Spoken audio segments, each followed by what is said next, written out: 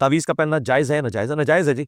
तावीज़ आपने सिर्फ पढ़ के फूँकने होते हैं, जो आखिरी 3 सूरतें, इनको गले में नहीं लटकाना। शहद चाटने में शिफा है, शहद की बोतल गले में नहीं लटकानी। नाजरीन, जब भी आप किसी शरई मसला के बारे अपनी राय का इजहार करना चाहते हैं तो उसूल ये है कि आपको फ़िक़ही अहकामात के बारे बुनियादी नॉलेज का होना बहुत ज़रूरी है। अगर आपको बुनियादी इल्म ना हुआ तो नतीजा ये निकलेगा कि आप अपनी मन मर्जी के मुताबिक हलाल को हराम और हराम को हलाल करते फिरेंगे। यही हाल इंजीनियर मोहम्मद अली मिर्ज़ा साहब का है। चूँकि दीन कभी पढ़ा नहीं है, फ़िक़ही अहकामात के बारे आगही नहीं है, शरई मसला किस तरह अख़ज़ करना है जानते नहीं हैं, नतीजा ये निकलता है कि कोई एक हदीस पढ़ते हैं, उसे कुल पर क़यास करते हैं, ख़ुद को सही और दीगर तमाम को गलत कहना शुरू कर देते हैं। अब एक सादा सा सवाल हुआ, तावीज़ गले में लटकाना कैसा है? झट से बोल पड़े नाजायज़ है।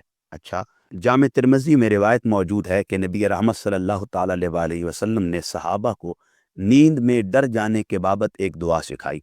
हज़रत अब्दुल्ला इब्न उमर का अमल ये था कि वो अपने बालिग़ बच्चों को दुआ याद करवा दिया करते थे और नाबालिग़ बच्चों के गले में सफ़े पर लिख कर वो दुआ लटका दिया करते थे। अच्छा, जब यही हदीस इंजीनियर साहब के सामने बतौर रेफरेंस पेश की गई तो उन्होंने ना मानने का फ़लसफ़ा इख्तियार करते हुए आएँ बाएँ शाएँ करना शुरू कर दी। आप कहते हैं कि तावीज़ नाजायज़ है, जबकि सुनन दाऊद में लिखा है कि अब्दुल्ला बिन उमर अपने बच्चों के गले में कुरानी आयात लटका दिया करते थे।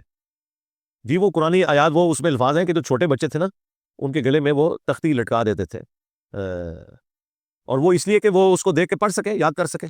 तावीज़ के तौर पे तो नहीं, इसमें तावीज़ का तो लफ्ज़ ही मौजूद नहीं है। और ये ख़याल लोगों के सामने पेश किया।